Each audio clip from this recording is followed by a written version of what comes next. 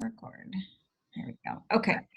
So let the record show that Commissioners Whedon, Texler, Delagnu, Mayan, Klein are present, and Commissioner Leiwan is absent at the March 8th, 2021 Environmental Commission meeting. Very much. A quorum has been established. So the first item on the agenda is public comments for any items not on the agenda. Do we have any members of the public wishing to speak?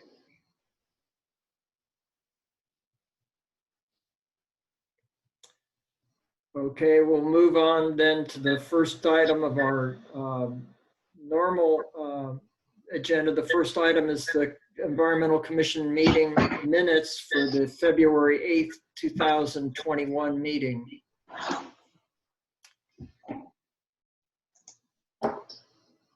Move approval of the February minutes. Do I have a second? I second it. Thank you. So that was moved by Laura and I think seconded by Rashina. Any discussion? Okay, then why don't we go ahead and take a roll call vote, Amiko? Okay. Commissioner Whedon? Yes. Commissioner Texler? Yes. Commissioner Delagnu? I think that was a yeah. Yeah, I think you said yes, you're muted. Oh. Apologies. I abstain, actually. Okay. Commissioner Humayun? Yes. Commissioner Klein? Yes. Okay, and the motion passes 4-0 to 1. And that was because Bruno wasn't present at the last meeting. Correct. Okay, really the first item of business is the Mission Trails Waste System, and we have Louis here available. Miko, do you want to sort of kick off the discussion and then turn it over to Louis? Yes, absolutely. So as Don just said, we have Louis here from Mission Trail Waste Systems. We have the amended agreement as of last year, and so he's here. We also had some questions and topics prepared ahead of time, and Louis has a presentation, so I'm going to let him share his screen. All right, thank you. Let's see if we get it going here.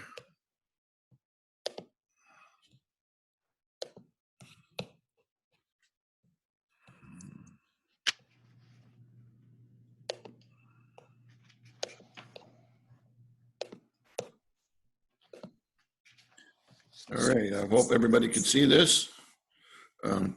Thank you for having me. I've probably made, since 2010, 4 or 5, maybe 6 presentations to the Environmental Commission, just updating periodically on what's going on providing services in Los Altos and recycling in general. Last time this program, PowerPoint, updated from 2014. And I thank you for some of the questions in advance. I'll try and work through that. Some of this, I think some of you on the Greentown lunch call on last Thursday, so maybe some of this is duplication. But anyway, I'm Louis Pellegrini. I'm president, one of the owners of Mission Trail Waste Systems, a resident of Los Altos, and 3rd generation garbage man, and nearing 50 years in the business. So talk a little bit about history about waste issues in Los Altos, state laws, diversion data, new bills coming up this year, legislation, and your touch points and questions. So as I go along, someone's going to kind of cross over. If you want to ask me a question on any one point, I guess I'll take it. And some of them might be answered a little down the road, but I'll leave it open anybody has a question, then just speak up. So Mission Trail Waste System took over in October of 2010. The previous hauler, Los Altos Garbage Company, had been servicing the city for 68 years. We've been negotiated an extension for 10 years, effective July 1, 2020. And the city has an option to extend for 2 one-year terms at the end of the original 10-year term. So when it comes to recycling and diversion and all the like, it really started with AB 939 in 1989, required 50% recycling by the year 2000. In 2006 was another groundbreaking legislation act, AB 32, greenhouse reduction reduced to 1990 levels by 2020. We're there now. There's still been no report from the state how the state is doing in general in that goal. In 2012, AB 341, mandatory commercial recycling, was a piece of legislation to help achieve AB 32. And it started out with anybody that generated more than 4 cubic yards a week of solid waste in the commercial sector, which does not include multifamily housing, had a goal of 75% statewide. And when that mandate, every year the generator's volume generated was reduced. Currently, anybody with over 2 cubic yards of solid waste is a mandatory recycling diversion service needs to be provided to those customers. When we talk about cubic yards generated, that means the garbage stream, the recycling stream, and the organic stream. Any generator, you add up all that material, and that equates to the solid waste generated. In 2014, come along AB 1826, that organic waste reduced by 50% by 2020. Similar approach. If you generated organic material, you're obligated to divert.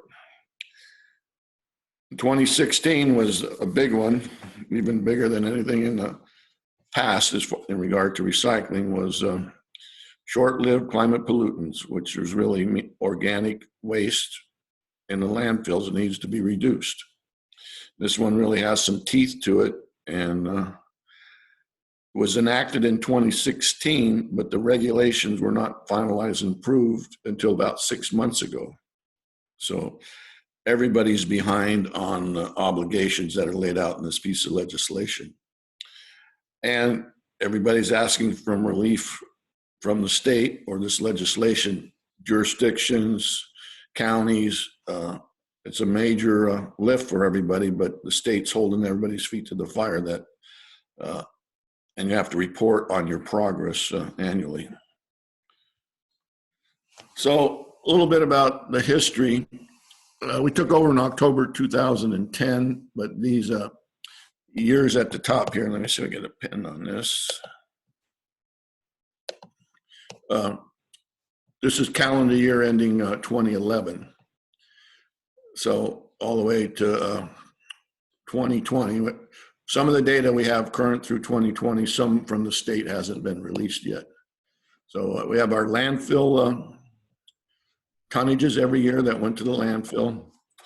And City of Los Altos, we have 9,415 single-family homes, multifamily dwellings, as we call them, 113 complexes, all different sizes, and commercial business, 330, and 9 city accounts. That's not city facilities, but that's accounts that get charged. So that's the size of the customer base that we're working with in the city.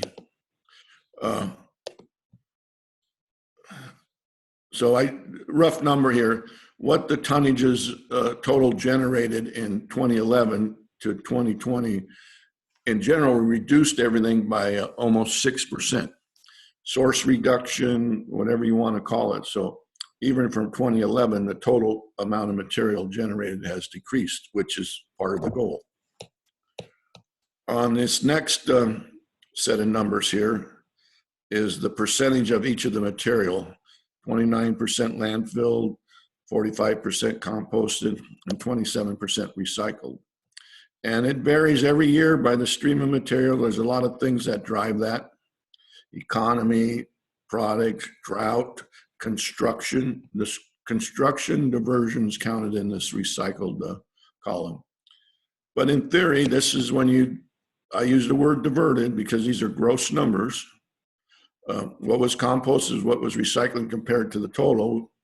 We're City of Los Altos, with the tonnages we handle, the 70% range. The best 2 years for diversion, 2018 and 19. 2020, we're climbing back up, but an average over the last 10 years, 71%. When we talk about gross numbers and net numbers, everything we collect that is processed has a leftover or residual material that shouldn't have been in a program, material that's contaminated. And this single stream residual, that's the blue cart. That does not include any construction residual that's processed or any organic material. So no matter what we do, it seems like we're running about 22% residual. That even though it got in the blue bin, we processed it to the best of our abilities. Either it wasn't marketable or it was contaminated. That is still an outthrow. One of the other gauges for diversion is the state has pounds per person per day. And this is gauging the total tons landfilled against the population of the cities.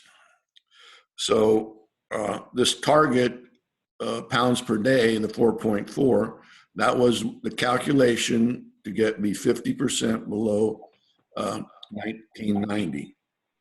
And these are the respective numbers, pounds per day, that Los Altos achieved.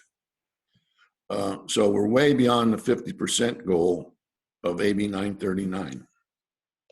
Now, once again, this counts tonnage of material that Mission Trails doesn't handle, which is self-haul material, construction material that's the contractors decided to send it someplace else, not utilize our services. And just for comparisons here, I have Los Altos Hills, the same state calculation. And this little graph down here is showing the trends. Economy, drought, can't explain it, but I don't have it on this slide, but I've done further comparison to some other cities, and they all kind of manage the same flow. At the end of the day, Los Altos is doing a great job. They're in the top 3 in Santa Clara County, with the Montecito, which is a small bedroom community, at the top, Los Altos Hills second, and Los Altos third. So the citizens and the community is doing a great job.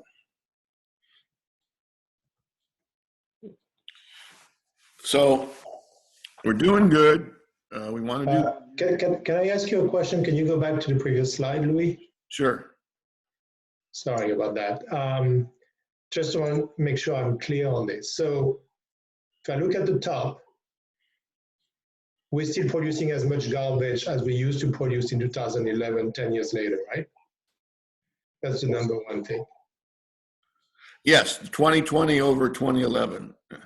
Yeah, so that hasn't changed. Am I reading this right when I look at recycling and I'm saying we don't recycle more than we used to recycle 10 years ago? Yes, I have a chart down below, and that shortfall is coming from the construction material that's being generated that we handle that counts towards recycled tonnage in that row. So that what does it mean? Does it mean that your residential sector, but construction? I mean, explain to me what the difference is there.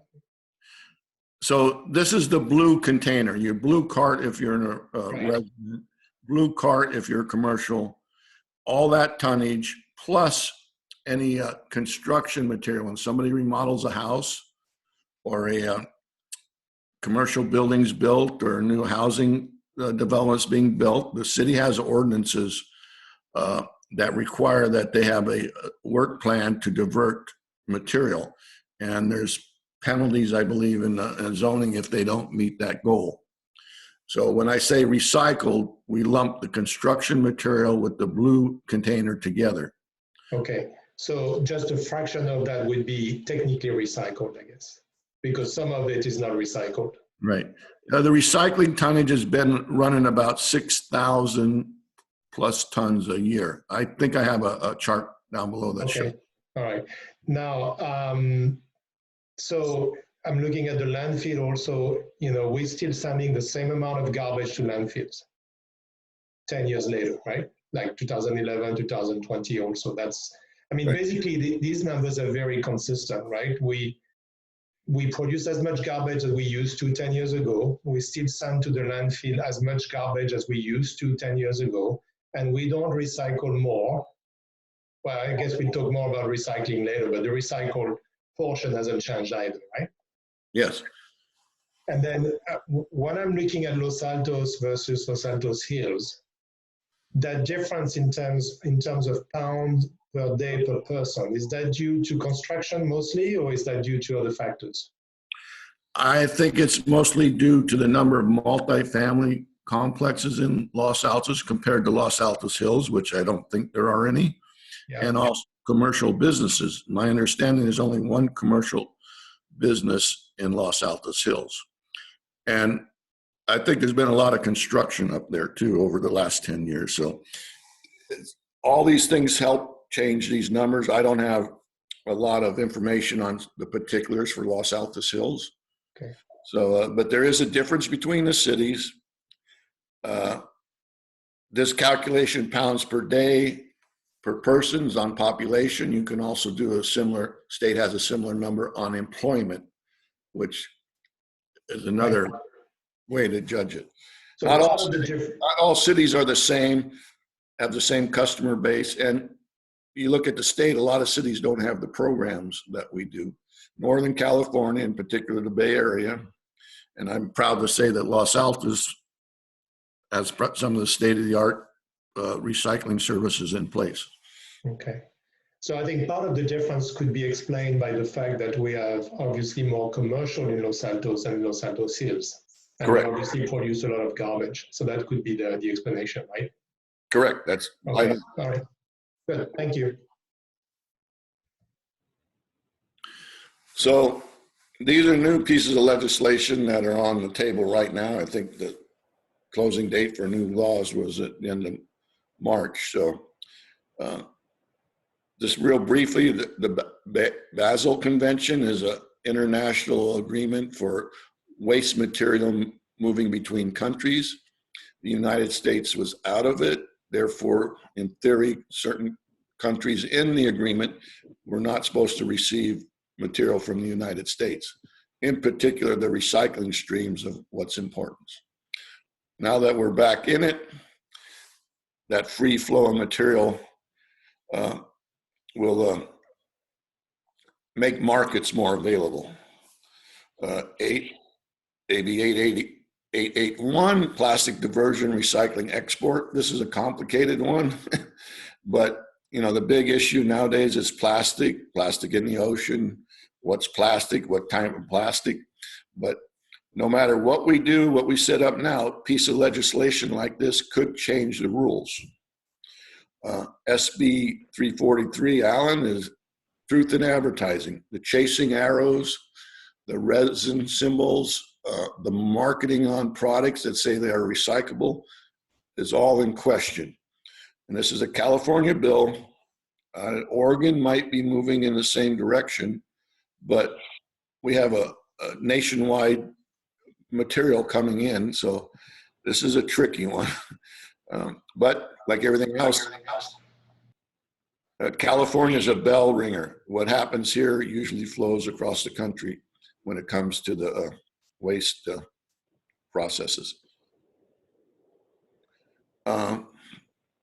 This 1201, you know, I know there's some questions we'll be responding to later here, but compostability and biodegradability. There's no true standard. Everybody's taking a different approach. This legislation is going to kind of lay the groundwork. What's compostable, what's biodegradable. Producer responsibility, SB 54. You know, a lot of the manufacturers are putting their commodities in products that have no markets, no real place to have them further processed. So there's an onus to put it back on the producer of the product to guarantee, fine, or compensate for the product that they're putting out, that as consumers we buy after we get it. Kind of falls on us to make it go away, on the jurisdictions, on the rates. It all comes into play on what it costs on your monthly garbage bill, and drives what we can truly divert. Single-use plastic, AB 842, is an issue that's been going back and forth for a year or two. There's even an initiative that was supposed to be put on the ballot that kind of got stalled with the pandemic.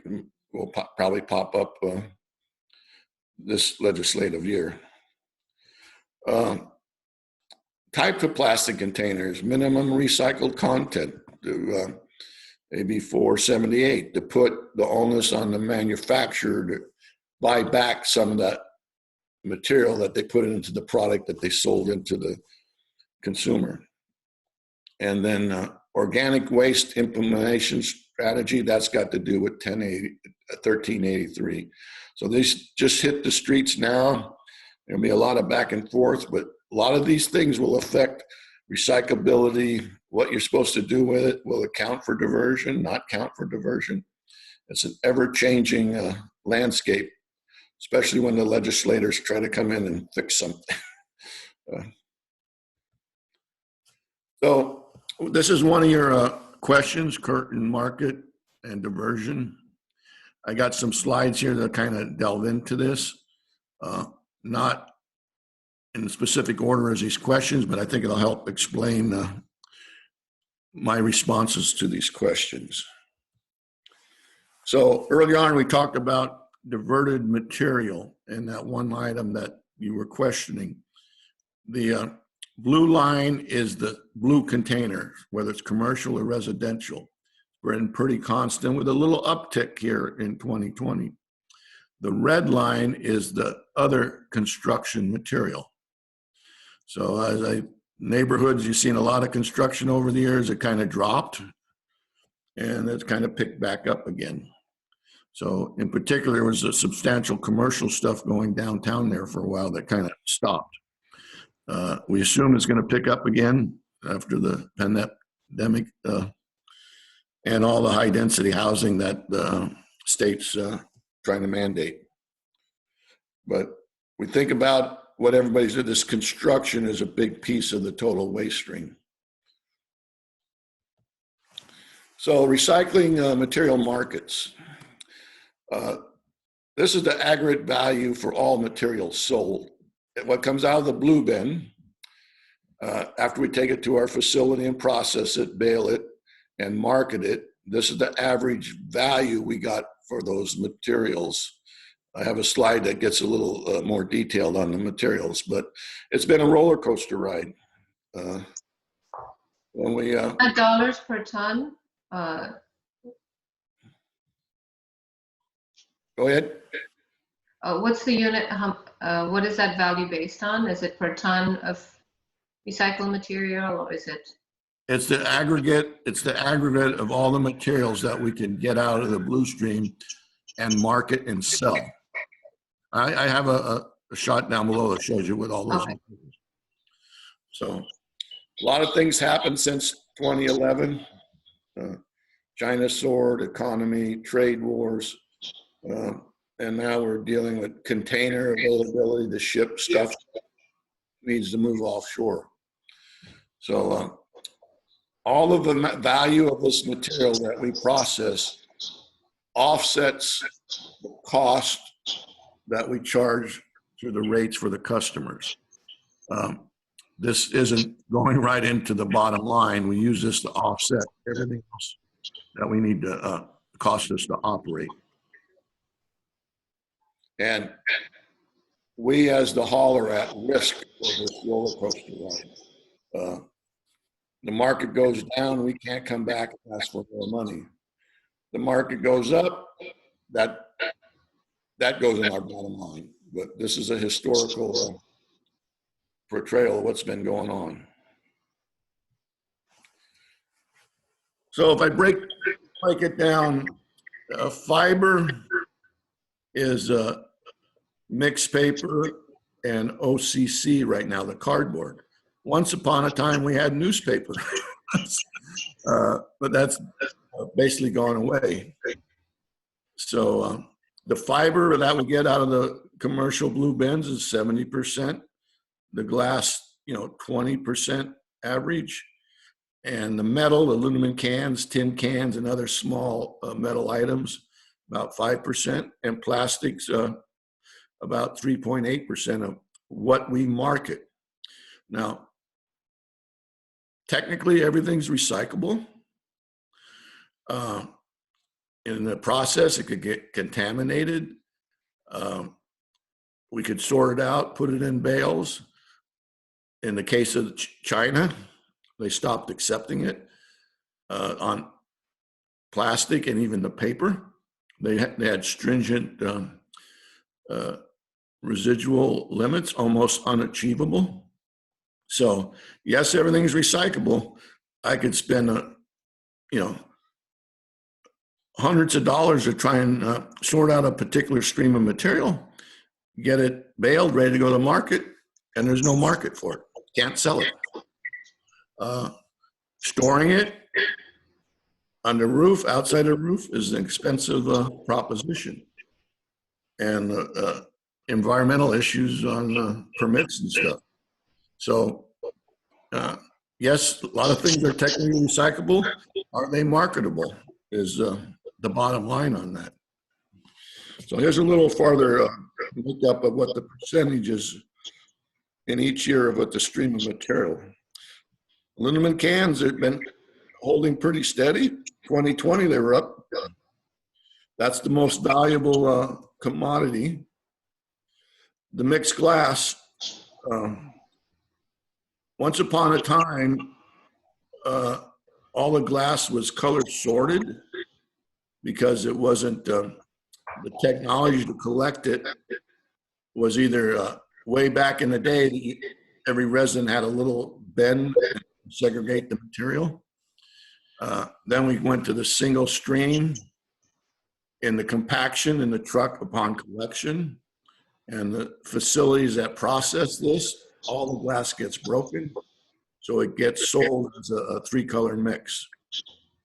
And that's changed the value and the like.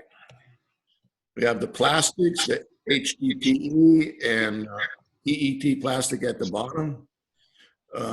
PET is the most valuable, and HDPE is 2%, is the next most valuable. And the 3 to 7 plastics, I call junk plastics. Questionable if there's a market.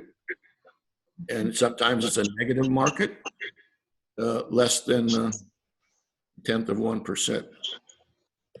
So all these commodities, the amount of material and the individual value is what comes up with this number on an annual basis with the average. And it fluctuates every month. Depends what's going on overseas and the like. So quick question, just to clarify, when you say fiber, is that paper and? Yes, it's any paper material. Okay. Mixed paper, the junk mail. OCC is the cardboard, old cardboard containers. Okay. And ONP6 was newspaper. Remember when the Mercury News came out, it was 1.5 inches thick. I don't even know if it comes out anymore. And we used to sort for that separately because it had a higher value. But it's minuscule volumes now. When we stop sorting for it, it goes into our mixed paper. So, Louis, a couple of questions to clarify again. Is that volume-based or weight-based? Weight-based. Weight-based, okay. Everything's by the ton. And then you're talking about value, and I think that's the key, right? So I'm assuming that a lot of the things that are listed here, like you said, some plastics, some have more value than others, and some plastics may not be sold, right? Same for glass, same for paper, I would assume. Can you tell us really what you are able to sell? Everything you see on, make sure that it's recycled. Everything you see on this list is marketable, but it's changed now with plastic 3 to 7. There is no market for that. You could see here in 2019 and 2020, we were having a third processing. We collect it, send it to our facility to process it. They were sending to another one that was trying to aggregate all the different types of plastic and market it, but it has since shut down. We cannot survive. So of everything we collect, I think I had this other screen up here. This residual for every, 22% of what you put in your blue carts or blue containers in town ultimately gets landfilled. There's no market for it. It wasn't a program material that wasn't supposed to be in there. So the question on that, is it primarily because it's contaminated and you can't get rid of it even at zero value? Or is it that if there's a certain, minimum value for a material, just send it to landfill? The 3 through 7, there is no market, minimal value. No one will take it. It all went to China before.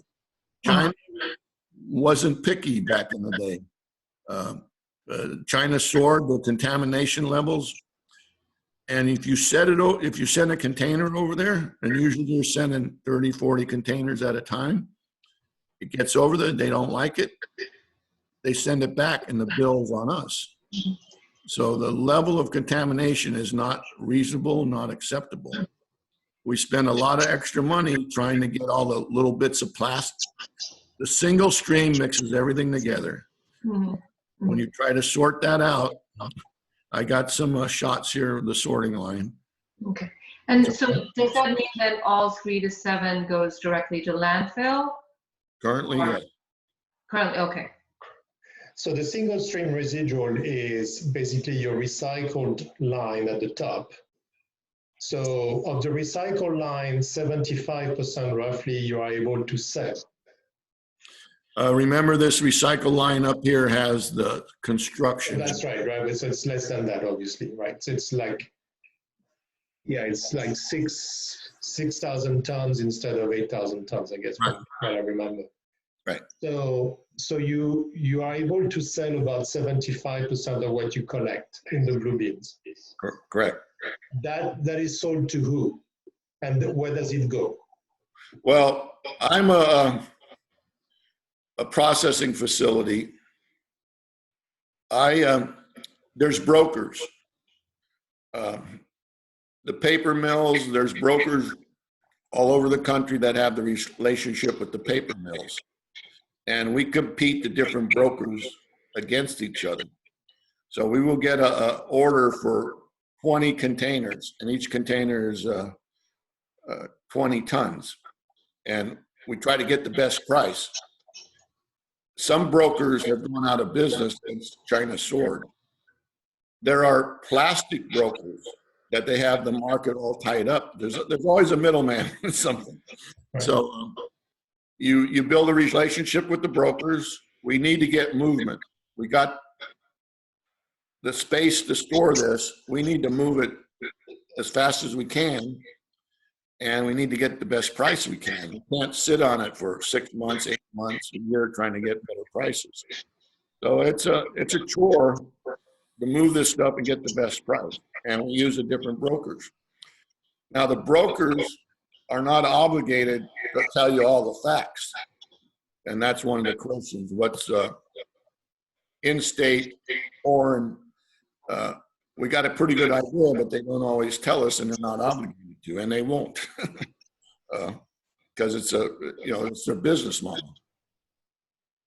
Right. So we don't really know how much of that 75% is really recycled at the end, because we don't even know where it's going. Correct, and that was part of the problem with all the plastic in the ocean and the China sword. The environmental laws in China weren't very good. The entrepreneurs over there, if we send my understanding, we would send a container full of mixed plastic to broker. Then when that container hit shore over there, they would auction off those containers to a small sorter, and they would take that container. They have their certain parts of China that's all they do, and then they do their best to sort through it, whatever they could get value out of it, and what was left over they dump in the river. Same thing with the e-waste. A few years ago was going offshore and no control when it left here. Currently, our fiber, which China was the big buyer, our product is going to India, Indonesia, Vietnam. Those countries need those feedstocks, but their environmental laws, they're now starting to see the same problem that China has. When it hits their shores, the people that process it aren't really regulated. Right. So Mission Trail, so the thing you do is you sort out by type, fiber, different kinds of plastics, aluminum cans, metals, whatever, and then you're going to sell these materials through brokers. So you're sorting, but you don't do any recycle whatsoever. Right? You just do the sorting and then you sell. Well, what is the definition of recycling? We don't manufacture new products. We collect and we process to sell into the market. Right. The ultimate recycler would be a glass factory. A paper mill would make paper out of our feedstock. Plastic usually gets flaked and cleaned and flaked to have a resin to go back to someone who's going to make a plastic bottle or plastic lawn chair or the like. Right. We say we recycle, but we don't really make it into a new product. That's not our forte. And there's only one or two small paper mills in California. The Northeast has some, but those actual plants that recycle make it into a new product. Glass is the only one that's really being handled here in California. Everything else is going out of state or offshore. Okay.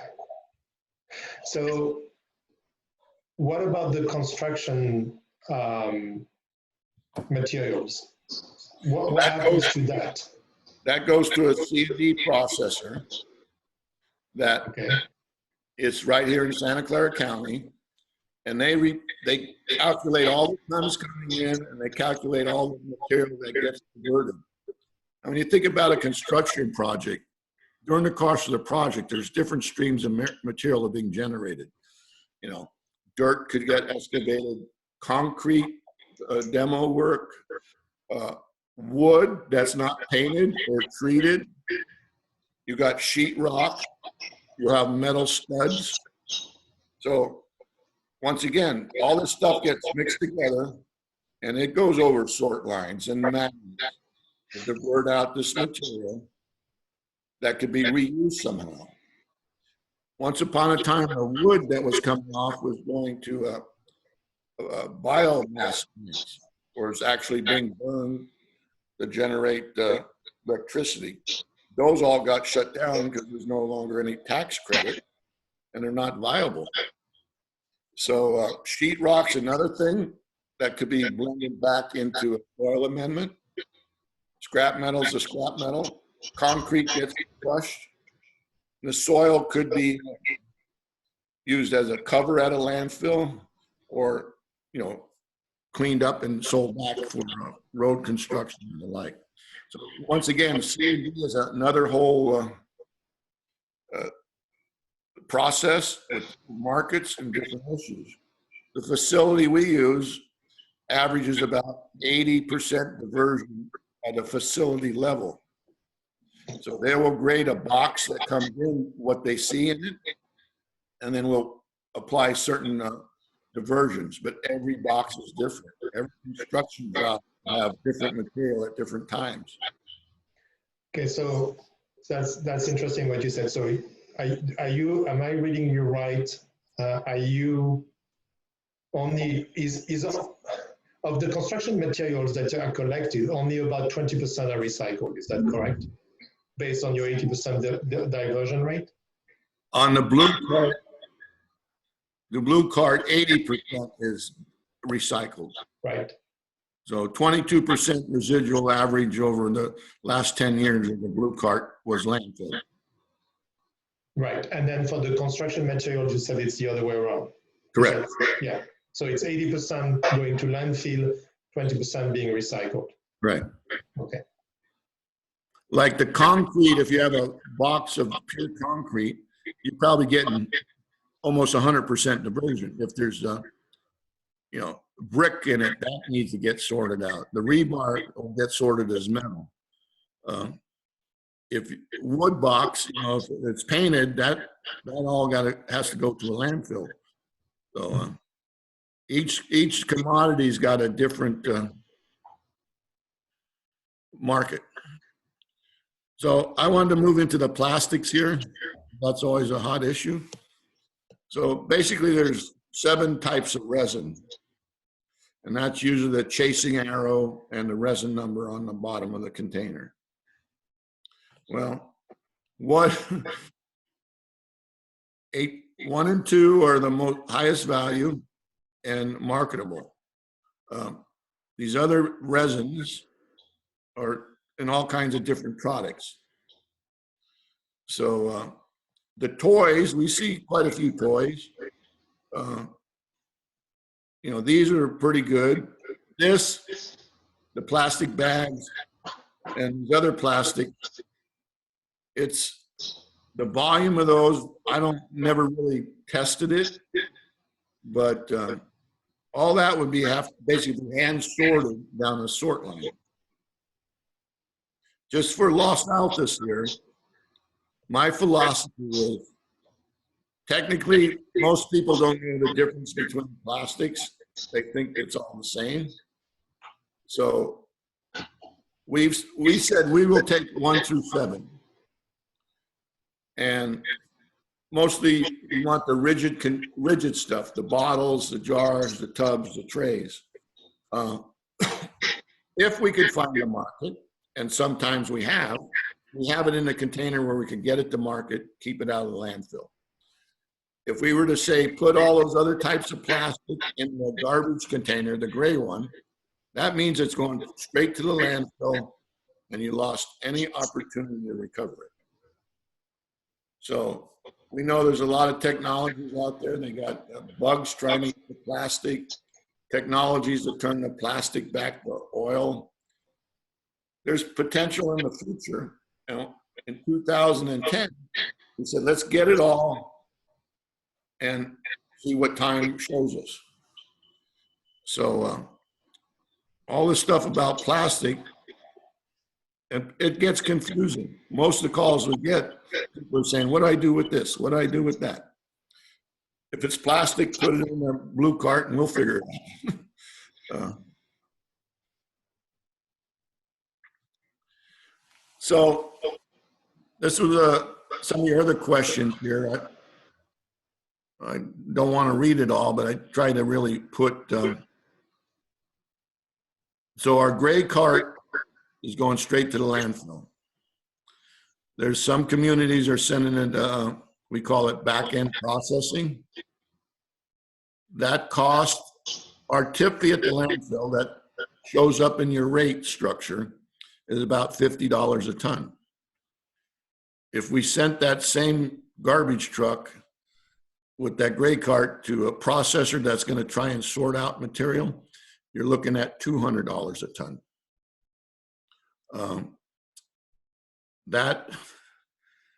But if we weren't getting any diversion through the blue cart and the green cart, you could maybe consider that. But state laws now are saying that that facility that accepts that material has to be considered a high diversion facility, and they have to divert 75%. And I don't think anyone's really achieving that at those, we call them dirty MRFs. They're notorious for numbers games. And this new piece of legislation, 1383, is really narrowing down what they can claim as being diverted and not diverted. The compost bin, once again, we collect it, we bring it to a processing facility. They never have been obligated to report what they actually achieve. We have some data from one of the prevalent compost processors here, and they've reported to other jurisdictions on a facility basis that what they get, 20% gets landfilled, 80% actually goes into finished product. And that could be little pieces of plastic, glass. Palm fronds will not decompose in a composting facility. They get those, that goes out. Large tree branches or stumps, that has to get diverted out. The composting business is looking for quality compost, and the most value is in organic compost for their numbers to add up. So the next bullet point, most of the fiber is going to foreign. The glass is in state. Plastic, there could be some PET or HDP actually being reprocessed here in the United States.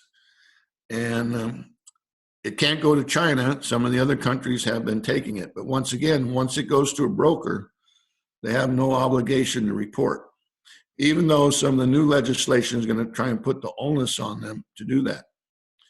We'll see how that works out. Nothing goes to incineration. There's only 2 burn plants in the state. One's over in Modesto and one's down at this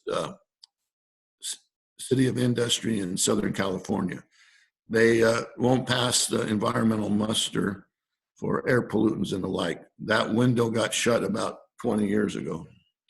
Even though it's a solution in most other states, and even when you send material to be incinerated, there's roughly 10% ash that's left over, and that's really considered a hazardous waste because you don't know what was in there, and that ash is highly toxic. The 4th bullet point, biomaterial contamination, I assume that would be food waste. We don't really measure that, but that would fall into that 22% average that we consider a contamination. PFAS. I was surprised to see that question come up. I got a few slides on that coming up, and there is some legislation to deal with that just came out this year. PLAs, utensils. There's no straight answer. Some composters want them, some don't. They compost at different rates. Composting, you have to have it 120 days and meet a temperature of 160 degrees. And some composters need to push it through. Eventually, all that would decompose, but there's no guarantee it's going to be decomposed because as soon as they can, they screen it out and sell product. And that's the economics of it. I have a slide here on the facility we use coming up. Say, Louis, can I ask a quick question? it seems to me, or at least in the past, the material that goes into the bins in downtown Los Altos, does that still go for sorting, the street containers? Yes, the litter cans you're talking about? Yes. Yeah, the litter cans on the sidewalk, that all goes up to our sort line. So that, how much is recyclable, how much is not? The majority, the minimal recycling, but at least we're capturing it. The alternative was to put a second can out, and then you have to send a second truck down the street, which adds substantial cost, which goes into the city I budget. just wanted to make that comment so that people on the call recognize that the downtown bins are a little different than the single-family resident bins. And I believe they have a label on it that says that everything is sorted. Yes, they do.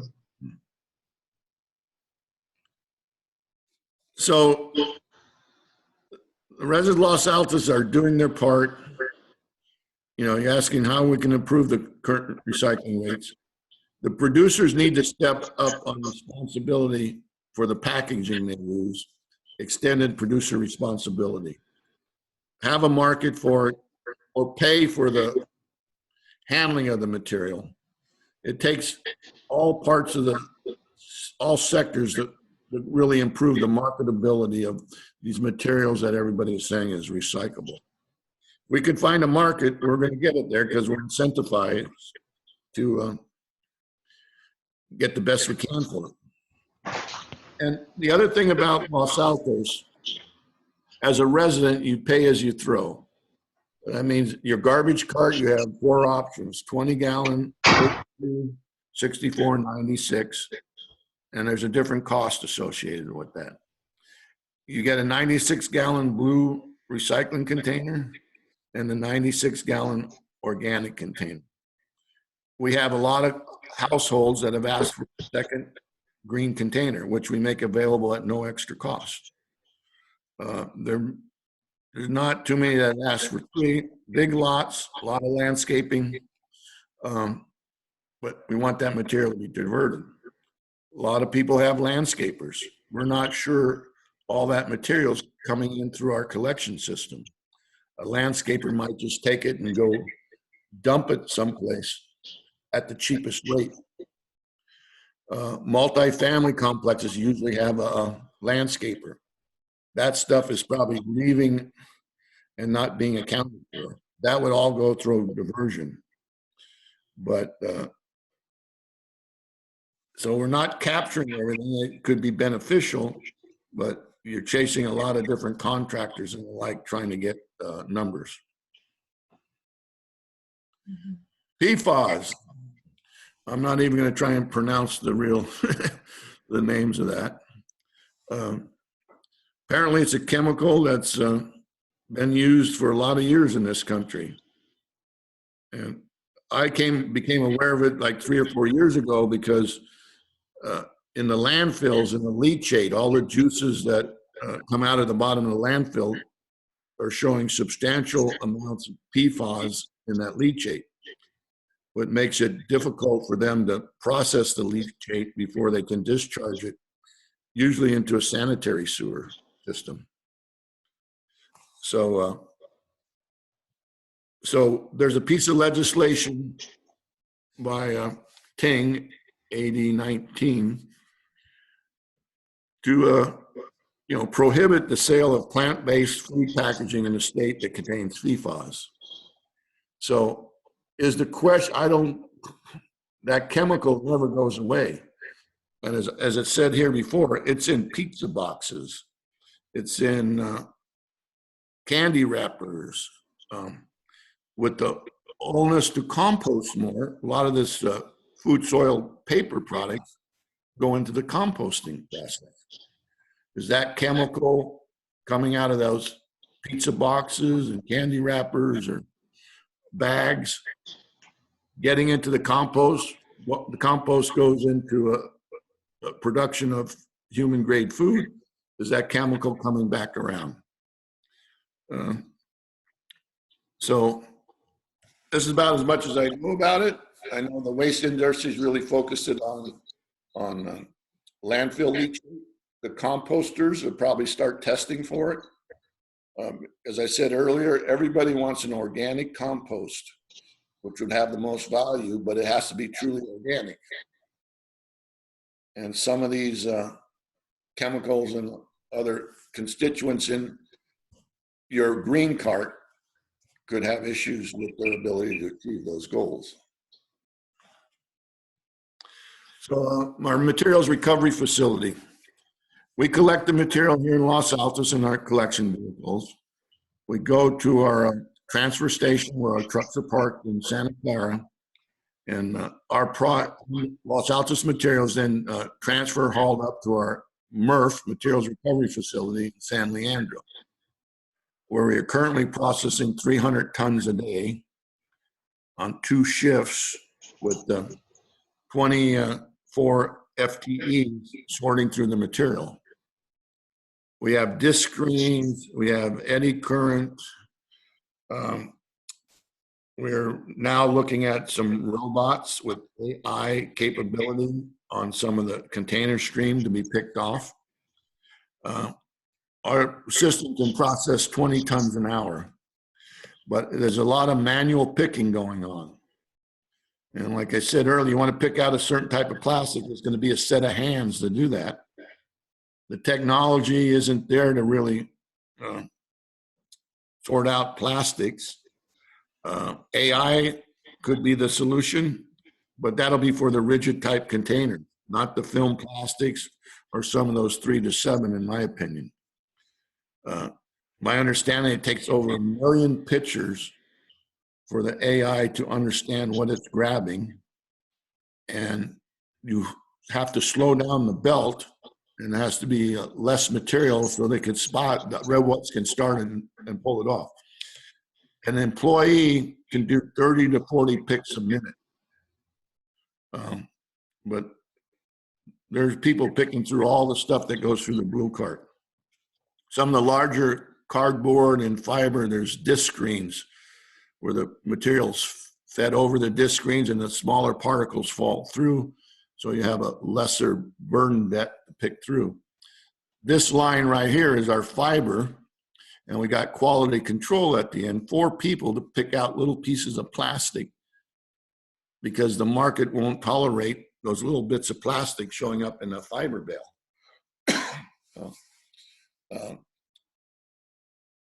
We just spent about $4 million upgrading this MRF in the last 2 years.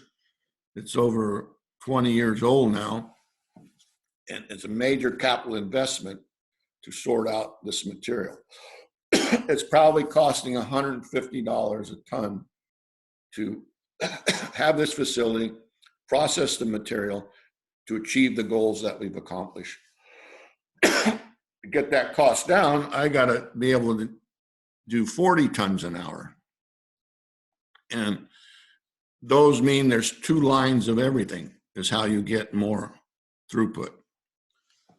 So major capital investment on all materials recovery facilities to achieve these recycling goals.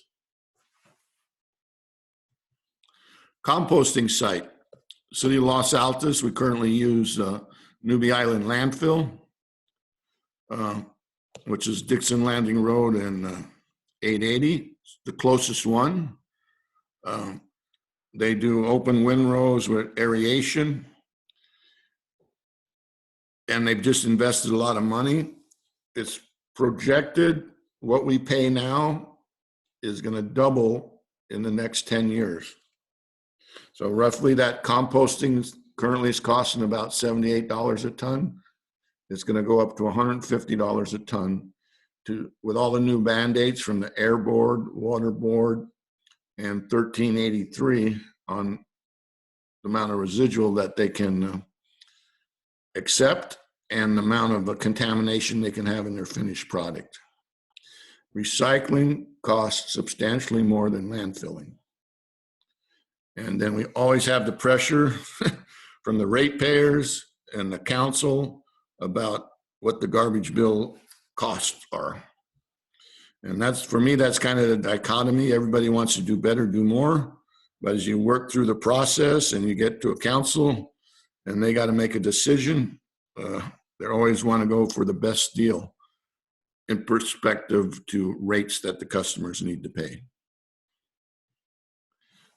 So this is from my last presentation, and everything's kind of the same. We're not handling all the construction material because contractors have their own trailers, or they bring in a third party, and who knows where it goes, and who knows if they are paying to have it diverted. The other issue is the large grocery stores. In Los Altos case, Safeway and Lucky's are backhauling all their recycling. We get their garbage, but we don't get their recycling. So that's affecting the diversion rate. There's commercial establishments in downtown that don't have space. They're utilizing the large blue recycling bins in the parking lots. Multi-family complex, and a lot of the new high density ones are being built don't really have space for recycling containers. And they don't want to give up space because there's parking and all the other issues. Homeowners association, management companies are not fully utilizing recycling options for individual generators on site. You have an association or board of directors thinks it smells. In the case of organics, they don't want the mess because someone's got to clean it up. So apartment houses is a big issue. And we had the drought conditions in the last 5 or 6 years. A lot of people are generating less organic material, which is a good thing if they're not using a lot of water, but that's affected the diversion also. I know I'm running long here.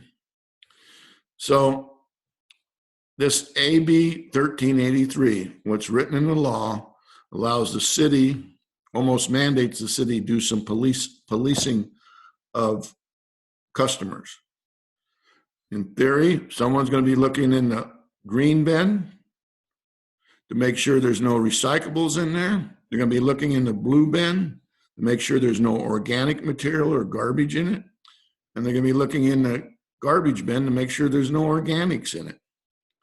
The state will give the authority to the cities to progressive discipline with potential to fine a customer for not participating properly. That could be a few years out yet, but it's come to that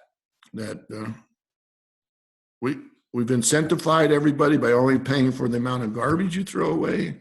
All recycling basically is free. And that, I think that's helped contribute to Los Altos being in the top 3 in the county. And I'd say top in the normal kind of community, even though we don't have a lot of industry. So I think we're doing great. Keep trying to educate. The big confusion is in the plastic and people not subscribing to enough garbage service that they're putting the odors they have into the other containers, which is causing contamination and residual. So I probably went past my time. I'll ask if there's any commissioners that have any questions of Louis in his presentation at this time. So if there is 1 or 2 changes in behavior you think would have a bigger impact, for example, is it making sure that there is no food waste in your recycle, or that you put as much of your plastic, even if you're not sure whether it'll get recycled or not, into the blue bin? What are the high impact things that you think would be, you just say, okay, don't, do this, don't do this, 2 or 3 things that would help? Well, organics, the food waste, the density is heavy. Los Altos in 2010, we asked the residents to put the food waste in a green cart. Mm-hmm. It's hard to gauge how many people are really participating. We call it lid flipping. with 1383, someone's going to go down the street and open up the lid and determine in the green cart if there's any food waste in it. Mhm. You can't see it. Sometimes it's on the bottom, sometimes it's on the top. I operate in other cities, and we have some where we have a food scraps going in a separate compartment in a split cart. We've even done a fourth cart just for food scraps. We know in those programs that we're getting 20% out of the gray garbage cart when we put that material in another container. I don't know if we're diverting 20% of the food scraps with the program we have in place. The other thing on the recycling, we have what we call dual stream in some of our other communities, where the cart is split. You put all the fiber, paper stuff on one side, the glass bottles, cans, and plastic on the other side. That eliminates the contamination or the fine bits of plastic being in the fiber side. So the jury's still out. Single stream is more cost-effective to process. You need big capital investments. You can move a lot of tons through. The capital investment in split trucks or the additional cart to get more organics. We proposed that to the city staff, and the consultant and the council decided to keep going with the same program. So I really think it's not going to change much until they do audits, who's participating, who's not. And in particular in the apartment houses.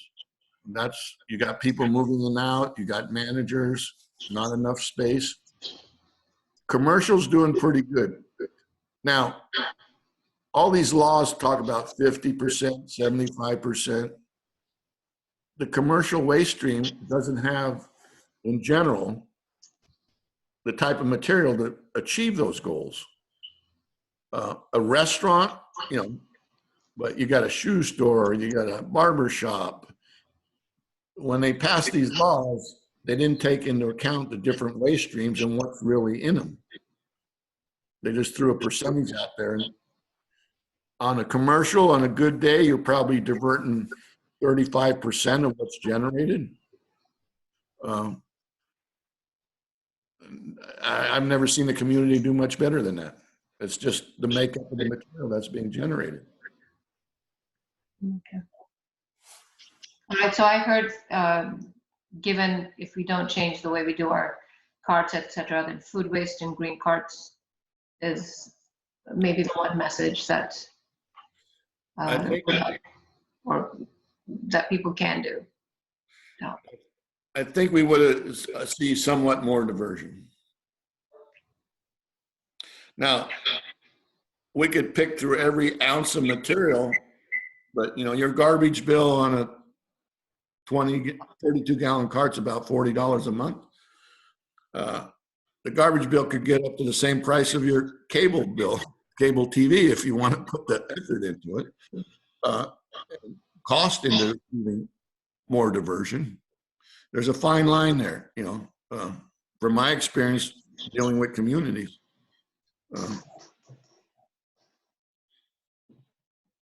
So I think it seems to me like one of the things where maybe we could have the most impact in the short term might be around the gray bins, because you say these go directly to the landfill, right? And in these gray bins we can have pretty much anything.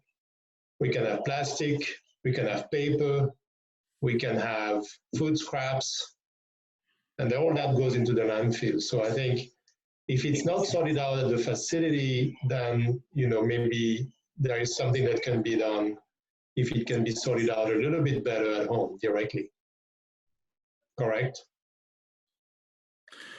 Yeah, there's a lot of ways to slice and dice it. I see most of and the other thing, COVID now, a lot of people are staying home. A lot of the meals and stuff that would have been generated at their place of employment, that stream of materials coming in, being disposed of in our community. Yeah, I don't have a good answer. You could cut it a bunch of different ways, and you have to put some cost to it. And there's markets that are affecting what's viable and not. But everybody talks about the plastic. It is really the lightest fraction material and the smallest part of what we're diverting. The low-hanging fruit would be the food waste, the contractors, the work they're doing, and apartment houses.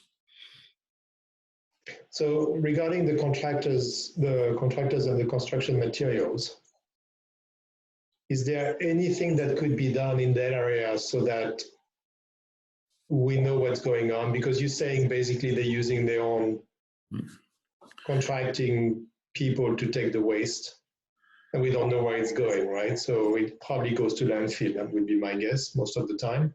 If that, when they roll up to the gate, they're going to go for the cheapest rate. Right. The city, that data, I don't have that data available. When they get a building permit, I think they report back, but I don't, Emiko, I haven't seen any reports, so I can't account for that other material that we don't handle. There's a lot of, our contract gives us exclusive rights unless the contractor is hauling the material themselves or it's incidental to the other work they're doing, which I'm fine with. But we keep seeing the large debris boxes that are not doing the work, that aren't owned by the contractor, and that stuff's escaping substantially.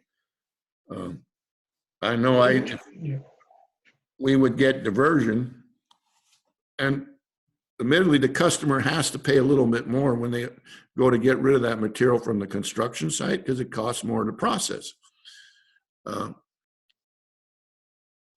Bruno, we updated the construction debris ordinance here in the city about 2 years ago, and like everything, it takes a while to get it through the process and get people used to it. But my understanding is, and maybe Emiko can chime in here, that we're doing a better job on the permitting end of construction to make sure that our ordinance is being reinforced, so that the franchise hauler hauls the debris unless it's hauled by the contractor, and then there's certain things that they have to provide at closeout of the building permit as to where all the debris went.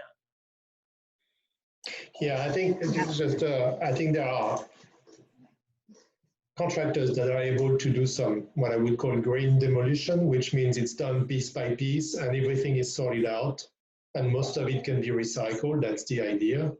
The deconstruction, I think you're talking about? I'm sorry? Deconstruction? Yes. Mhm. So, I mean, that would be, 2,000 tons of materials that are potentially going directly into landfill is a big issue.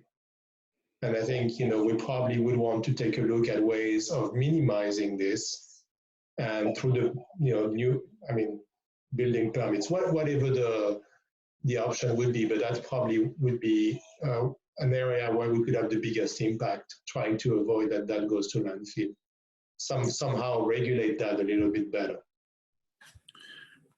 I live on St. Joseph. Last week, the week before, I left my house at 6 a.m. and a roll-off truck, that's the one that moves the construction boxes, crossed me. You can't operate in the city till 7 a.m. I followed him up to a street where he was picking up a box, which was in the street. You're not supposed to put a box in the street of the city of Los Altos. And, this trucker was coming from Oakland to do this. Now, did the homeowner order that box?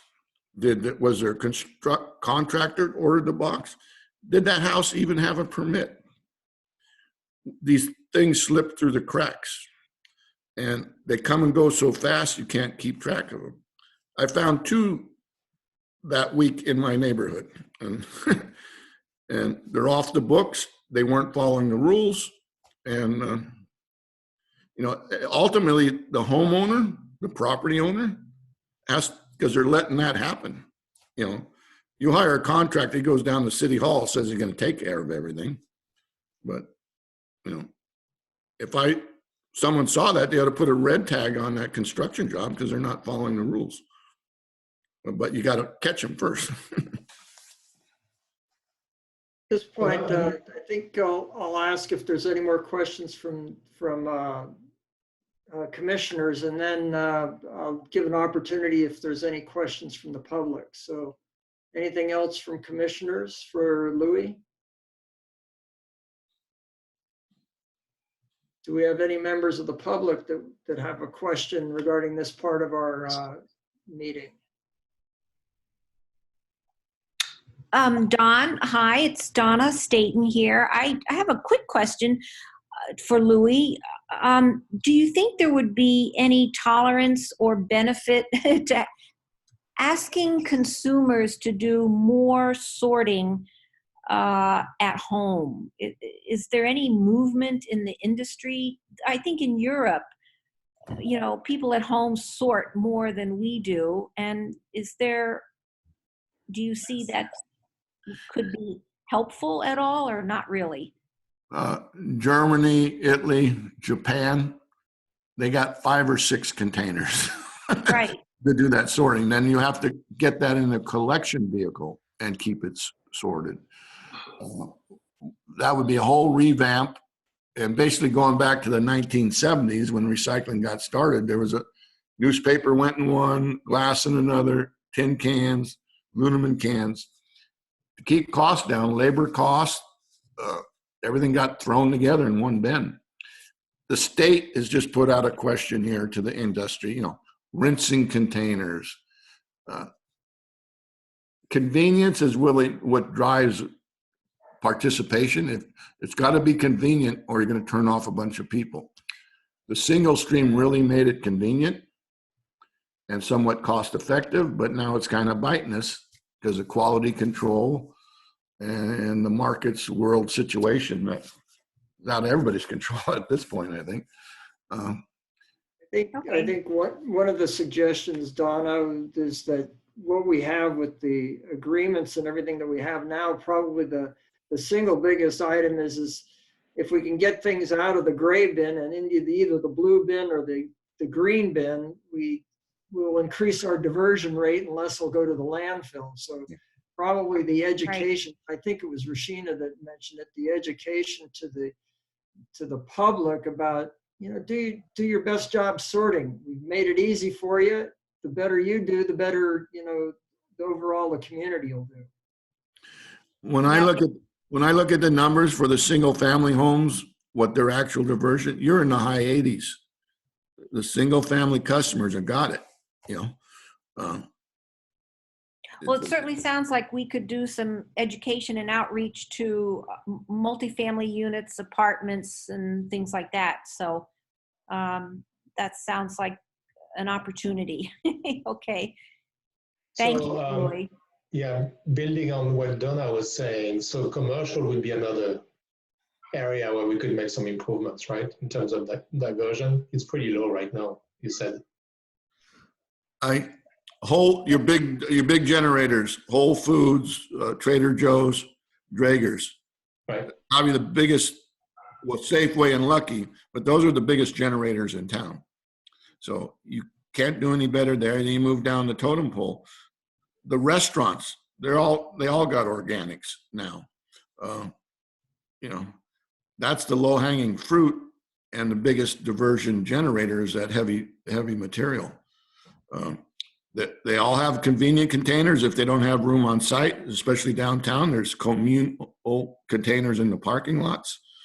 And they've all subscribed to the lowest size garbage container. That means that they filled up, they got to put stuff in the other containers. I think it's cheaper. Education has worked. I think you max out at a certain point.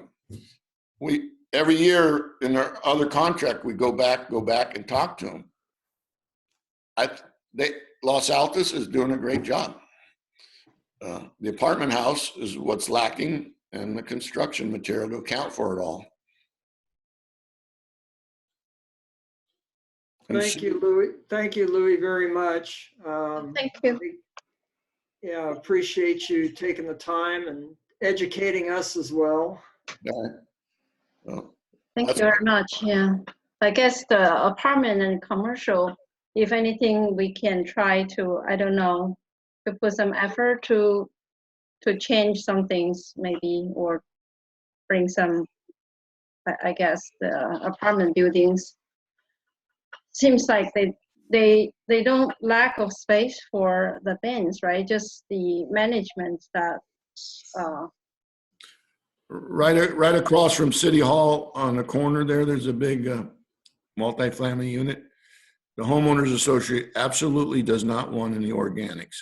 I think that's 150, 200 unit complex. They've outright said no. Now, the new piece of legislation, they can't say no. So well, that's hopeful. every complex got a different situation. The smaller 3 and 4 unit duplexes, townhouses got coverage. You know, the containers are there. And the other thing with apartment complexes, the renters don't see the cost associated with it. A homeowner can see the savings and the benefit to recycle. In a multi-unit, they're paying a rent to the association. They don't really see the benefit of diverting more. It's everywhere like that with apartment houses.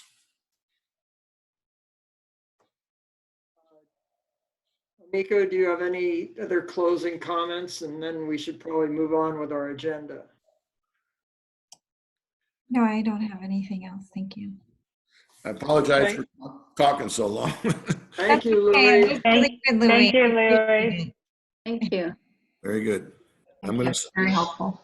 sign off. Thank you. Good night. Appreciate it. Thank you. Our next item of business is relative to the climate action plan. And maybe Amiko, if you want to give us a summary and basically an update of the status.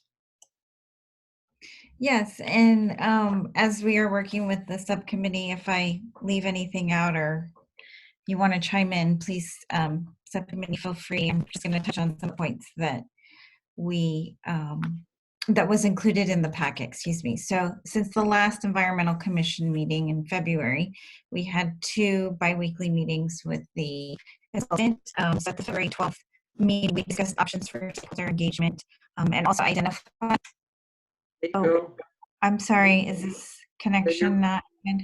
you're breaking up. Maybe you, with your bandwidth or something, maybe you, we'd like to see your smiling face, but maybe it might help the audio. Okay, let me try. Let's see. Let's see. Can you, oh, Seems better now, Amiko. okay, okay, let me try again. I'm sorry. So to go back a little bit, to update from the February 12th meeting, we discussed options for stakeholder engagement and identified also some stakeholders. We put together a list, and I did include that in the packet. The stakeholders that are included on the list so far are Los Altos property owners downtown, LAVA, so Los Altos Village Association, the Chamber of Commerce, History Museum, Greentown Los Altos, LACAT, which is Los Altos Youth Climate Action Team, also the Green Team in Los Altos High School, the History, oh, sorry, I already did that one, LAUSD Outdoor Education, Orchard Commons Committee, Grassroots Ecology, BATS, so the Block Action Teams, the Community Foundation, Rotary Club, and of course the commissions. So in addition to the Environmental Commission, Parks and Rec, Youth Commission, and Complete Streets Commission.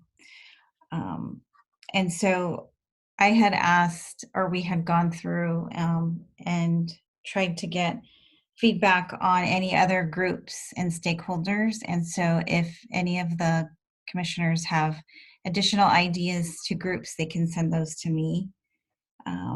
So also we did an overview, or I should say the consultant did an overview of the vulnerability assessment survey, which they sent out after that meeting. I'll go over the details of that in just a minute. And then they also did an overview of examples of other climate action plans and case studies that were given, just so that we could look and see what other cities have done, looking at their different requirements that they listed in there, and also their different measures to achieve that. And then for the February 26th meeting, we also discussed additional outreach and engagement, discussed things like tabling possibly at farmers market or grocery stores, and then also thinking of additional stakeholder groups or groups that would be good to gather feedback from. The vulnerability assessment survey that they did was climate hazards associated with temperature change was the highest concern. And so I had listed that chart in your packet as well. And then flooding related to precipitation changes was also a concern. And then ranking secondary for climate hazard would be drought, and then extreme heat and heat waves, wildfires, and air pollution, and then it kind of goes down from there. So in addition to that, we've been working with the consultant on getting them the FEMA information, stormwater master plan documents, so that they can review that in addition to what they're doing for the vulnerability assessment. And they also just sent out another survey to the leads and the group that we are working with to identify some additional areas that they can research and look into. A table of local and regional GHG emission reduction targets was shared, and that was also in the packet. And so that went over the different sources, and then the year and the targets, first targets in some cases, second targets. And so this was helpful in seeing what, some of the other targets are out there, and we'll know more at our next meeting as they are working on completing our inventory, our GHG inventory, over the next couple weeks. So we should potentially have that information to share. And I think that's all I have. Hopefully you guys heard all of that, because I hope I wasn't talking and nobody heard me. No, we ma'am, heard you. We heard you. Okay, good. Loud and clear. Commissioner questions. Laura? I think I got the answer. I mean, in addition to reaching out to the specific stakeholder groups, sounds like you're starting to think about more public outreach, but just wondering if there's any more detail around that, or if that's still to be worked out. Yeah, we are still working on that. And actually, I just was setting up today a meeting for the subcommittee to get together to discuss that. We want to possibly add some services, where the consultant can help, but in the event that that doesn't go through, we want to have the backup plan, the plan where obviously we're going to be doing as much reaching out as we can in different forms. So yeah, we will be discussing that. Hopefully also the next update we'll have more substantial information on that. Thank you. Mm-hmm. Maybe Bruno, you want to add, since you're sort of the leader of the subcommittee, any additional comments?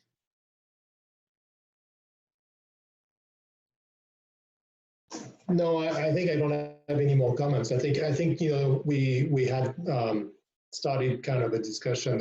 We opened the discussion around targets and so on by looking at some of the targets. I think they were updating the table, putting some additional targets from within the state, outside the state, and to try to give us a better sense of what people are looking at around the world, and also looking at what people have done recently, like in the past 2 years or 3 years rather than the past 10 years. You know, I think, you know, once we have our GHG numbers, we'll be able to start thinking about targets for Los Altos. But until we have that, I think it's going to be very difficult to think about 2030 targets, carbon neutral targets, and so on. It's going to very much depend on where we are and what has been achieved in the past 10 years, and you know, what's left to do.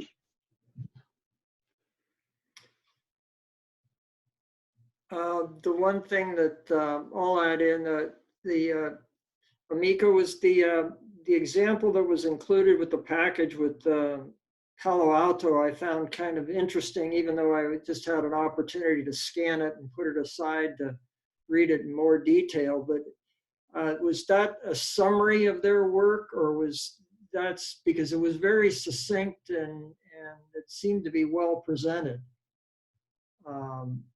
You know, with succinct goals and targets and actions. I found it rather interesting and easy to read, you know, and it was only a dozen pages. Yeah, there was a few things that were included with that. One was, I believe, just the draft. Is that the one that you were referring to from Palo Alto?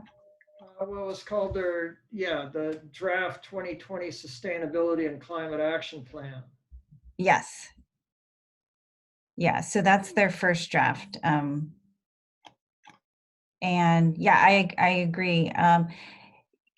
Was this something that you brought and found, or is this something that EcoShift, you know, sort of brought up as an example? This is from EcoShift. Yeah, that was definitely from them. I don't know if other commissioners have had a chance to, like I say, I just scanned it. Didn't read it yet, but I sort of put it aside to do that.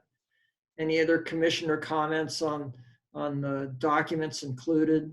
There were some very interesting things happening around sea level rise in Palo Alto and their plans for their wastewater treatment plant and so on. But comments or further discussion that people would like?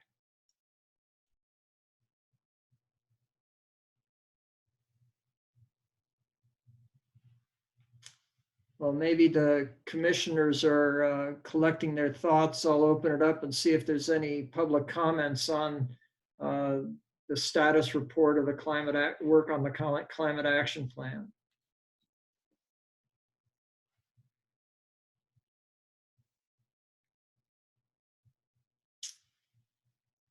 Okay. I'll give it back to commissioners then. Any additional comments or questions?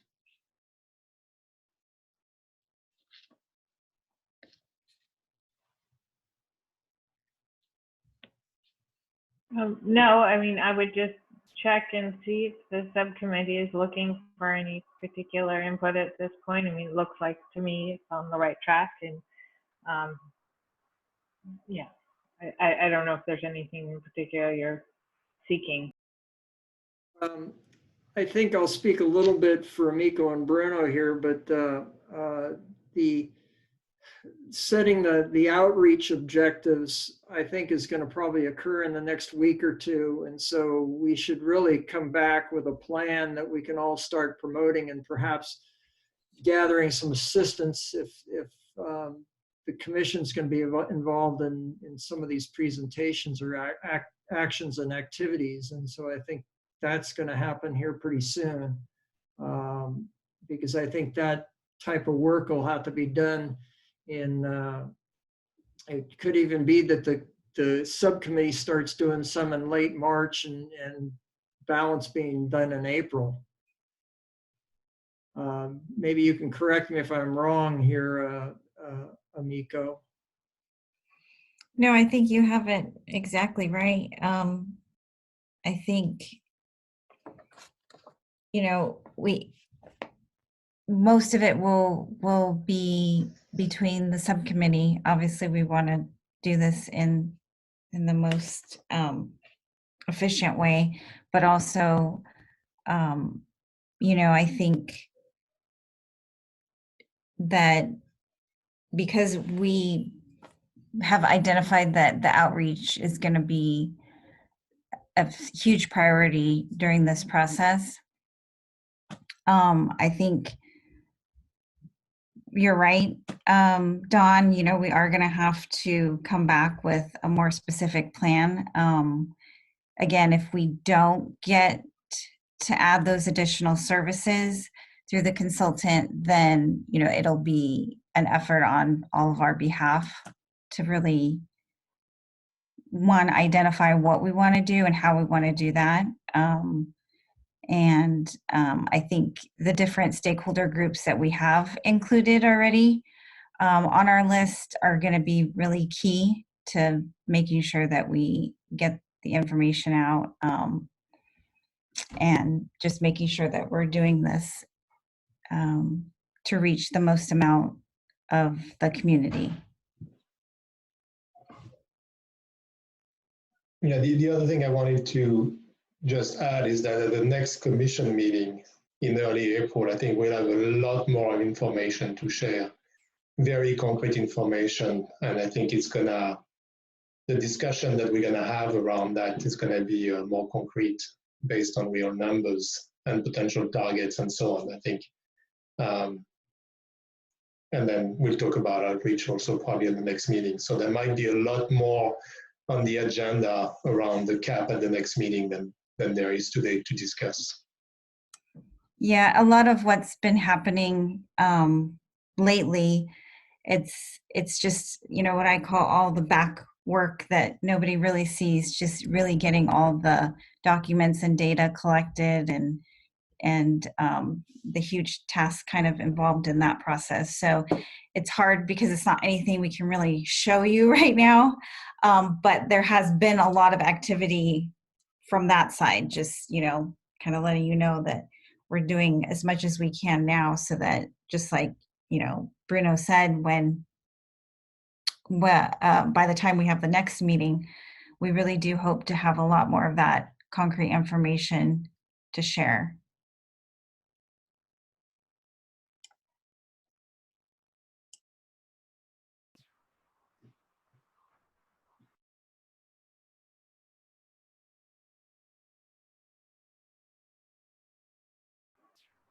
Don, if you're Don, speaking, you're muted. You're on mute, but I'm going to take this opportunity to say I apologize that I have to leave early, so I'm going to sign off. Thank you. Okay, have a good evening. Take care. Bye. Thank you. Okay, I think we still have a quorum, so we can continue. Let's see, 1, 2, 3, 4, yeah. Yes.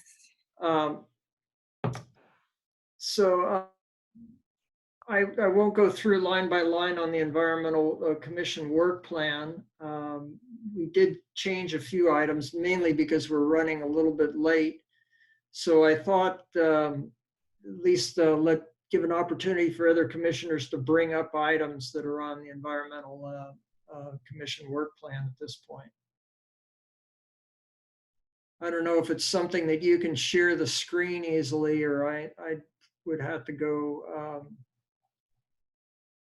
where I'm looking at it.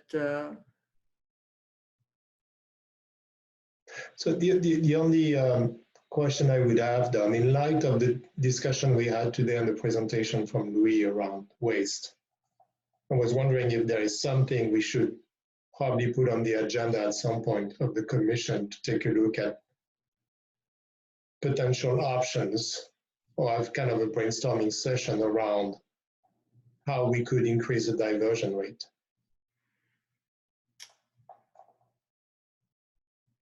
Because I know it's not specifically in the work plan, and I'm not sure it's the right place or the right year to do it, but that's probably something we want to consider at some point.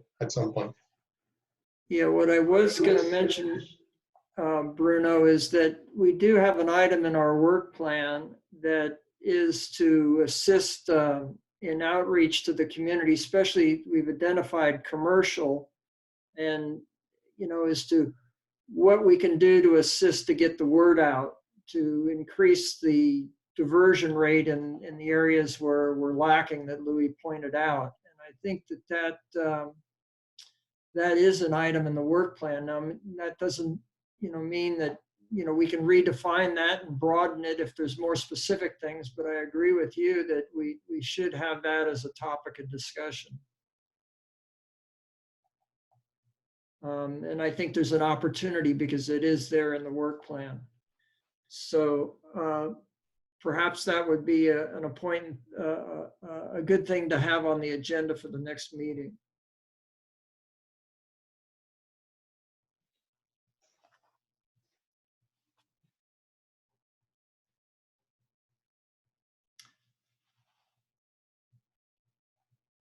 Okay, I'm looking to see if there's anything else that's that people want to cover that's on the work plan.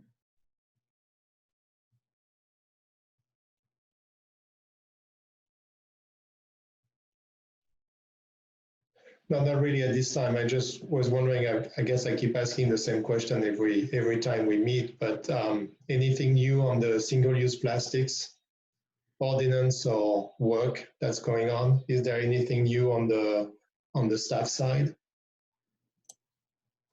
There isn't at this time. The last information that we received is that the council did postpone that to 2022. So I would imagine that later in this year, we would start work on that in preparation for that. And that's when we would want to get the subcommittee back together working on that. So that will be for a 2022 review by the council of a potential draft ordinance. That's what you're saying? That's what I know at this point.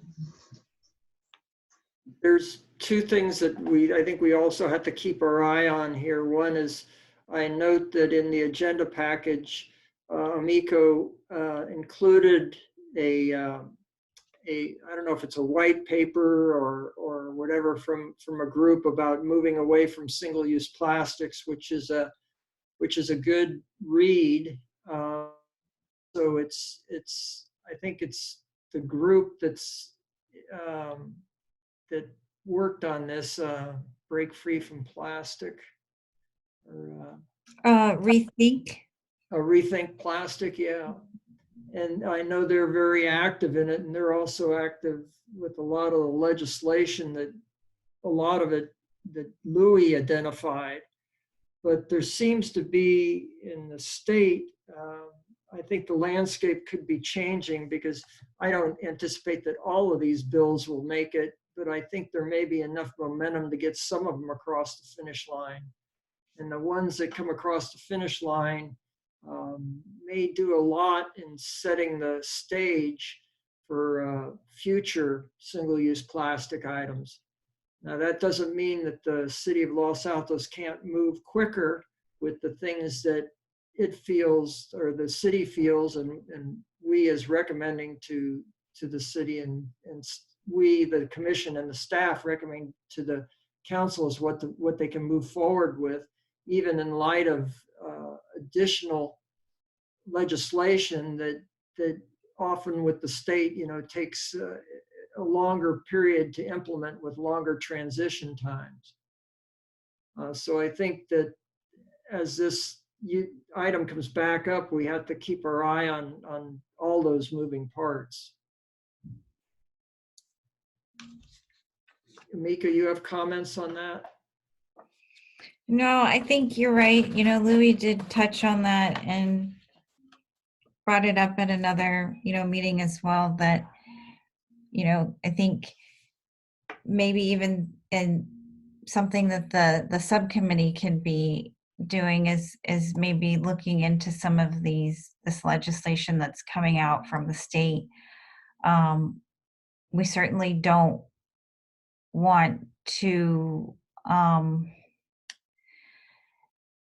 put a lot of work into an ordinance and have something pass that's going to be similar that, you know, maybe comes out right after. So I think staying on top of knowing, you know, which bills are making it, that, you know, that are going to actually make it to the end. And maybe that's something that can be on the subcommittee's radar is, you know, as we're doing these check-ins at the meetings, and just staying on top of that, so that that'll help us when we're trying to determine what's going to be included in the ordinance. I think we're going to have a better understanding of what's going to the legislature next month. I think that's when they decide what's going to go into the next. I mean, I don't know, the committees that they have or whatever. Mm-hmm. Some Yeah, of those bills that is listed are not going to make it past April, I think.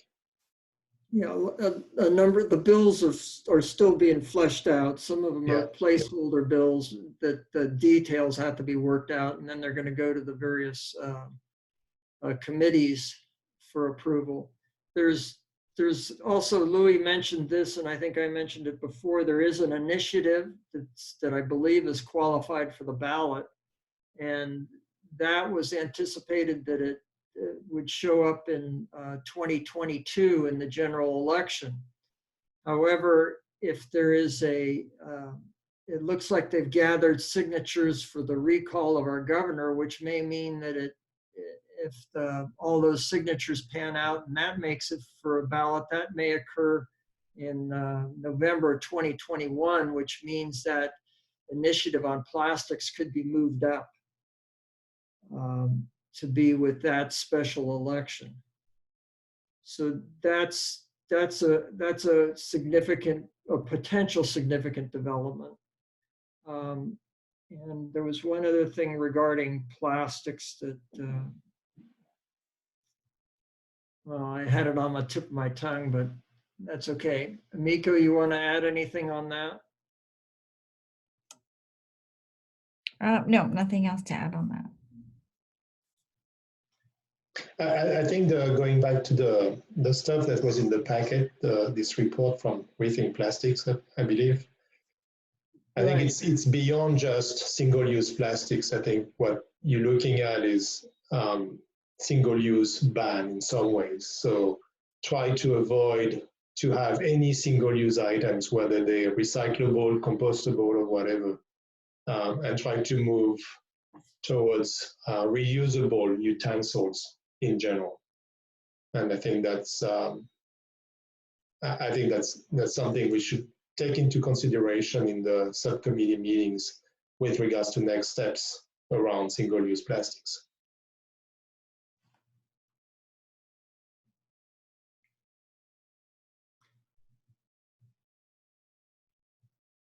Okay. So I guess it's still a watch, just watch. I don't know if watching these developments on the single-use plastics, do you think that there's a need for a subcommittee meeting at this point? I don't think right now, but I think in a few months there will be. Okay. In the meantime, we'll just watch what develops with the state and others. Yeah. We did have anything else on the environmental work plan that maybe we should agendize for our next meeting?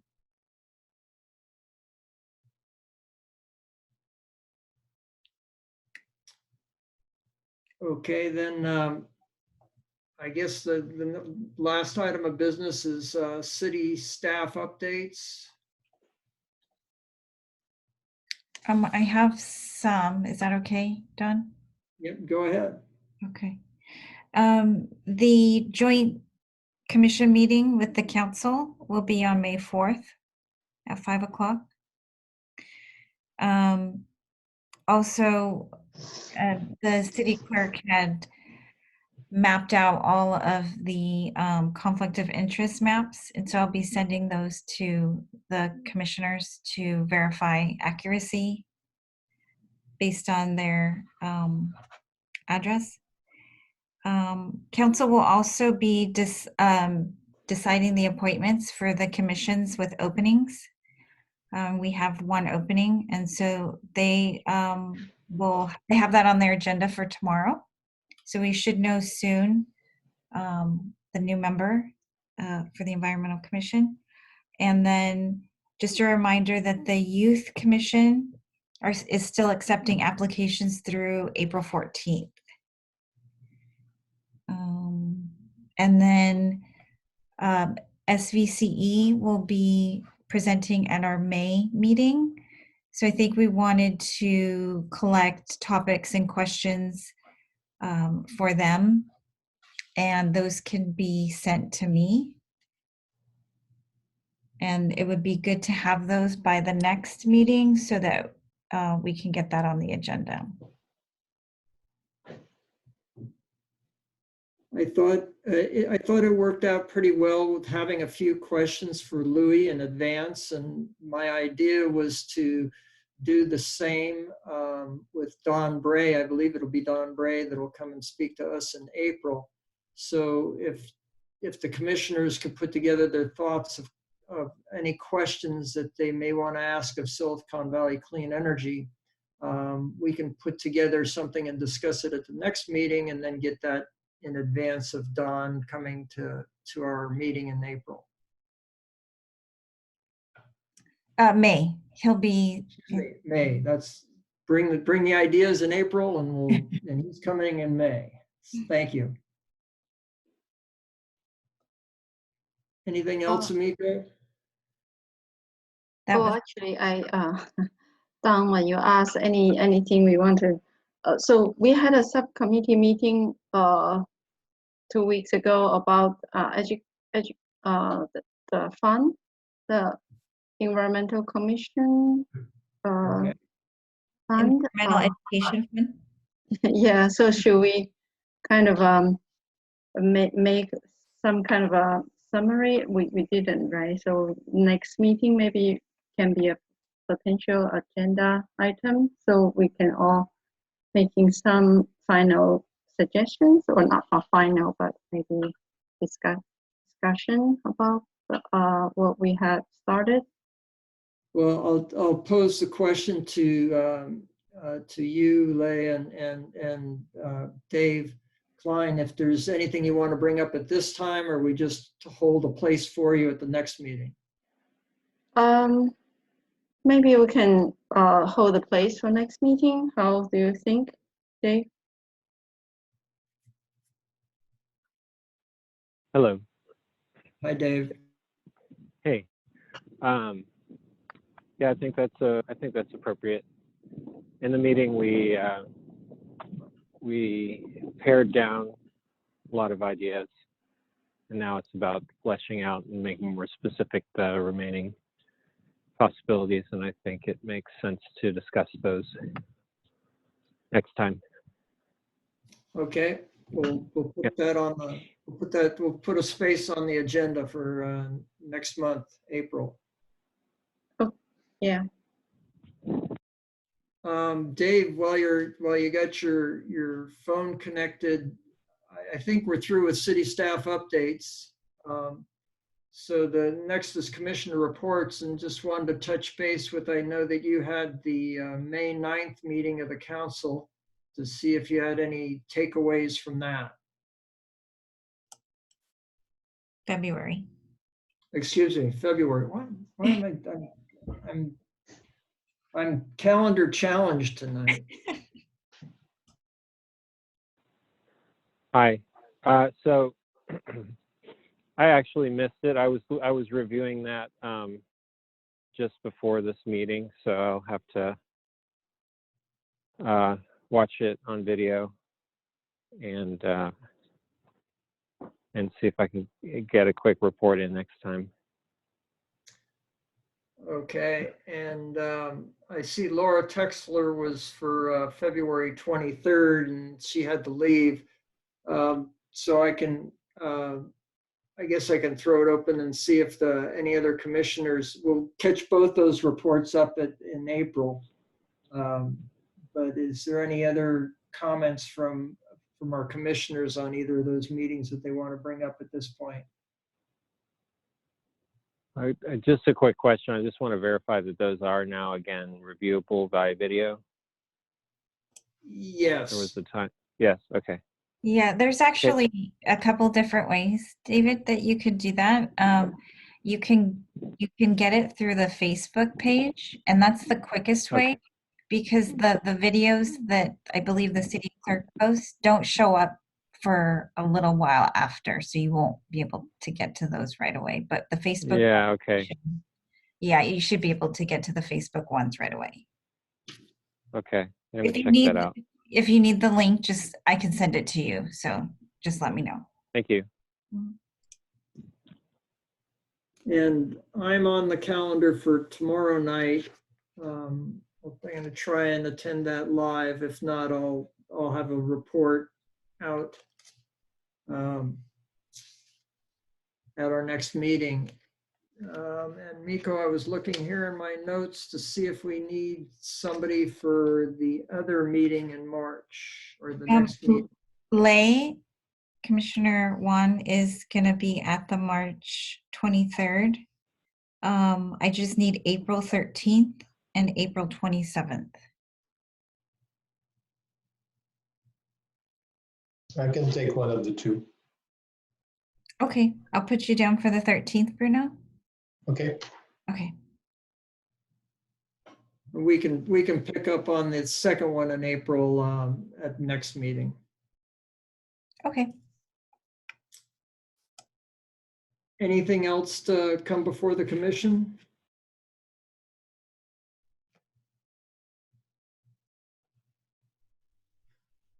Boy, quiet group here tonight.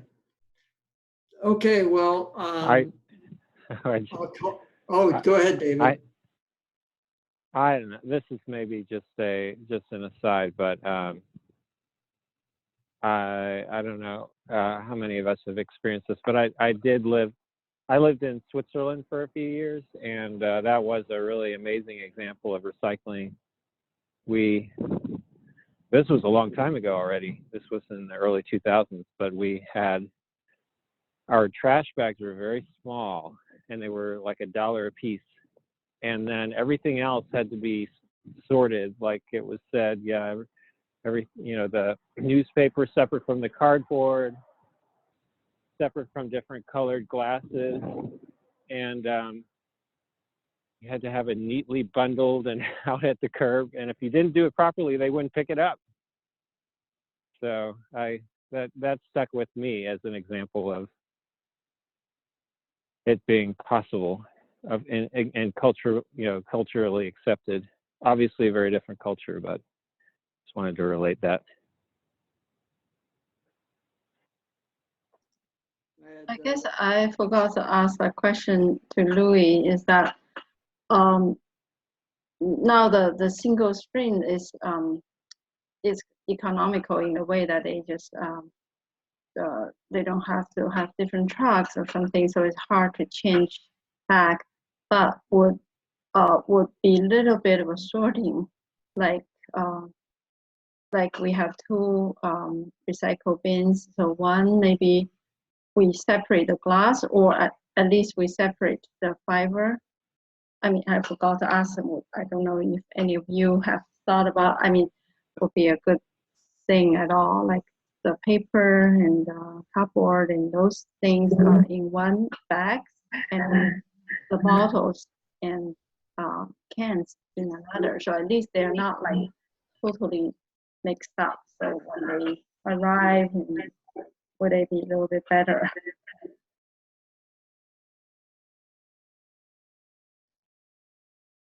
I think my understanding was you mentioned that it was something that was proposed at some council meeting at some point, and the council decided to stay with the current way. because you had said there's the option of having the divided recycle containers, which have the two sections. Yes, that was brought up and discussed, and the decision was made to go forward and keep it with the sorting process currently in use.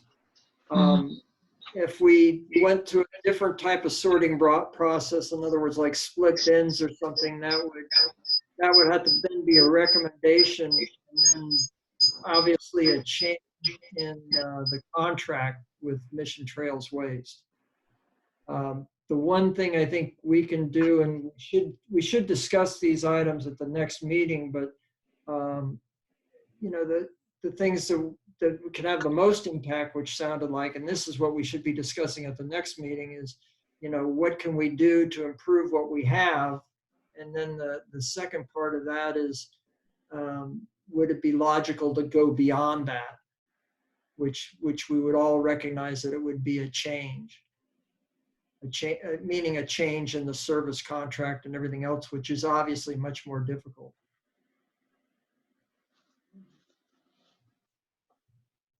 Yeah, I took away that the one biggest thing that we could try and promote right now is making sure the food waste goes in the green cart and not in the recycle, not in the gray trash bin.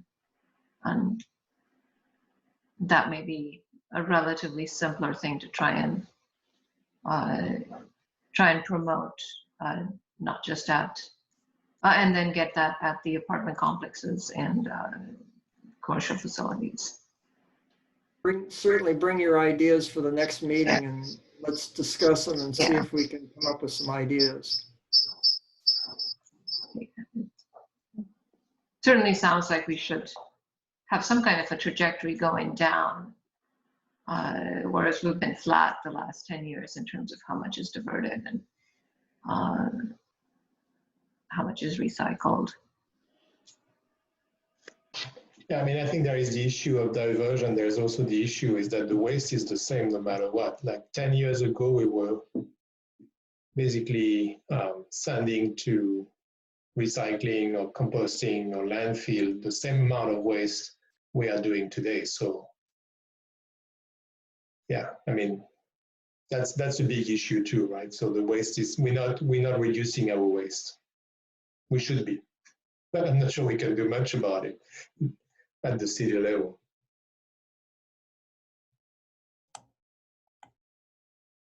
Okay, Amico, anything else before we close it out?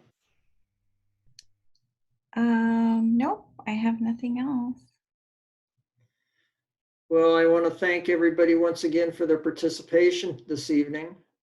And we have a couple of things that we'll add to an agenda for the next meeting. And we'll continue on with the climate action plan discussion and see if we can advance that forward more significantly at the next meeting. Don, can I ask, I don't know if that's the plan, Emiko, are you planning to send a copy of the presentation that was made by Louis today to us? I can do that. Sure. Yeah, thank you. Yeah, that would be good. It had some interesting data in it. Yeah. Yeah, absolutely. Well, thank you, everybody. And Thank you. We'll talk with you again, and if not sooner, in a month. Thank you. Okay. Have a nice evening. Have a Bye. Good night. good evening, everyone.